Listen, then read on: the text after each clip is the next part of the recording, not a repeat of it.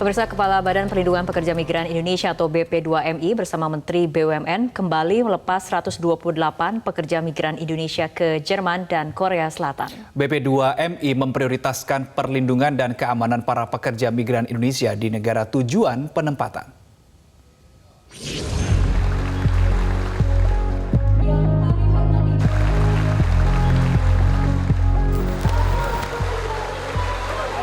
Badan Perlindungan Pekerja Migran Indonesia (BP2MI) kembali menempatkan 128 PMI ke Jerman dan Korea Selatan. Program ini merupakan kerjasama antara pemerintah Indonesia dan pemerintah negara penempatan yaitu Korea Selatan dan Jerman melalui program Government to Government atau G2G dalam mendukung penempatan tenaga kerja asal Indonesia yang berkualitas. Setidaknya terdapat 123 pekerja yang akan dikirim ke Korea Selatan, 5 pekerja yang akan diberangkatkan ke Jerman, dan 849 calon pekerja migran yang tengah menjalani masa orientasi pra-pemberangkatan. Kepala BP2MI Beni Ramdhani memastikan keamanan bagi pekerja migran tanah air dan mengimbau masyarakat memilih jalur resmi apabila akan bekerja sebagai pekerja migran Indonesia. Dulu perlindungan mereka itu hanya PMI, sekarang PMI dan keluarganya. Pelindungan pada PMI dulu hanya selama bekerja di luar negeri. Sekarang di era Presiden undang-undang baru sebelum bekerja, selama bekerja, dan setelah bekerja. Sangat luar biasa lah. 3 tahun saya menangani kurang lebih yang meninggal nih sudah di angka 2.000 lebih. Artinya satu hari 2 sampai 3 peti jenazah masuk ke tanah air. Mereka berangkatnya itu 5 tahun lalu, 6 tahun lalu, 7 tahun lalu, bukan di era saya. Yang sakit sudah tercatat 3.600. Depresi ringan, depresi berat, hilang ingatan, cacat secara fisik. Ya, kemudian yang dideportasi sudah mencapai kurang lebih yang dideportasi ini 200.000 selama 3 tahun saya memimpin. Nah, angka ini kan sangat tinggi dan tentu negara bertanggung jawab untuk terus mengkampanyekan bahwa hak bekerja adalah hak warga negara. Siapa yang mau bekerja, negara wajib memfasilitasi, maka pilihlah bekerja dengan cara resmi. Tidak sulit kok. Negara akan menyiapkan berbagai fasilitas dan memberikan pelayanan yang bisa dikatakan maksimal dan istimewa daripada Anda berangkat tidak resmi dengan segala resiko, kekerasan fisik, kekerasan seksual, gaji yang tidak dibayar, eksploitasi jam kerja bisa sampai 20 jam loh. Yang resmi kan hanya 8 jam. Diputuskan hubungan kerja secara sepihak, kemudian diperjualbelikan dari majikan satu ke majikan yang lain, yang kerja di atas kapal mengalami kekerasan, meninggal, itu dibuang jenazahnya di tengah laut. Itu resiko bagi mereka yang berangkat tidak resmi.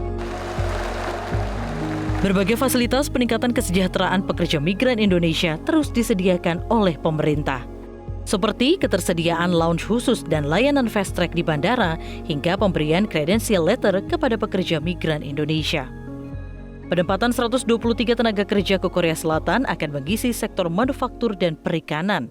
Sedangkan 5 pekerja migran Indonesia ke Jerman akan bekerja sebagai perawat. Kedepan, Bedi berharap skema G2G akan meningkat ke berbagai negara seperti kawasan Amerika dan Eropa. Saya ingin pemerintah mengeluarkan sebuah kebijakan yang afirmatif. G2G itu harus diperluas negaranya. Kan selama BP2MI sebelumnya BNP2TKI menangani penempatan, G2G hanya 3 negara. Ini tidak adil sebetulnya. Hanya Korea, Jepang, dan Jerman. Nah, kita sudah mengusulkan penambahan kurang lebih 16 negara untuk G2G. Beberapa di antaranya apa aja Pak? Boleh disebutkan? Ya tadi Jerman, Korea, dan Jepang. Nah, untuk negara-negara lain, beberapa negara termasuk Amerika, beberapa negara di Eropa, untuk sektor di perkebunan, pertanian, itu kan gajinya sangat tinggi. Nah, memang aneh sih, kenapa negara tidak memberikan ruang penempatan G2G yang itu lebih terjamin perlindungannya, tapi negara lebih membuka selebar-lebarnya penempatan P2P. P2P itu kan penempatan yang dilakukan oleh perusahaan Indonesia kerjasama dengan agensi di luar. Itu bisa mencapai 80 negara loh. Kenapa G2G hanya diberikan pada 3 negara? Tapi kan kewenangan itu bukan pada kita. Kewenangan itu ada di Naker. Sehingga please, kalau negara ingin serius dalam hal penempatan, agar mereka yang ditempatkan betul-benar orang yang kompeten, ahli, terampil di bidangnya, dan memiliki kemampuan berbahasa yang cukup, perlindungan yang kuat, maka G2G juga didorong untuk diperluas negara penempatannya. Dan kita sudah usulkan itu. Menteri BUMN Erick Thohir turut mendukung langkah BP2MI melalui skema G2G yang dinilai aman bagi pekerja migran Indonesia. Erick berharap para pekerja dapat meningkatkan kapasitas dan kapabilitas ketika berada di negara tujuan penempatan. Ya itu. Setuju, itu yang saya bilang. Karena tadi kan saya salah satu diskusi dengan para pekerja migran yang adik-adik kita yang pinter-pinter, semangat. Itu kan sama, saya bilang. Ketika di luar negeri itu kan kita kesepian. Ya, makanan, bahasa, dan lain-lain. Jangan karena itu kita pantang menyerah. Justru kita harus beradaptasi. Supaya sukses, tapi tidak cukup di situ.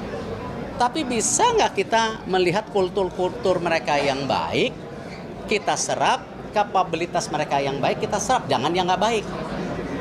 Nah ini yang kita dorong gitu. Nah ini yang kita harapkan sama, ya supaya kita punya apa? Pembangunan sebuah negara itu sukses kalau ada pembangunan karakter dari bangsa itu. Ini yang Pak Beni dorong, kalau saya lihat tadi ya sudah beberapa kali nasionalismenya tinggi.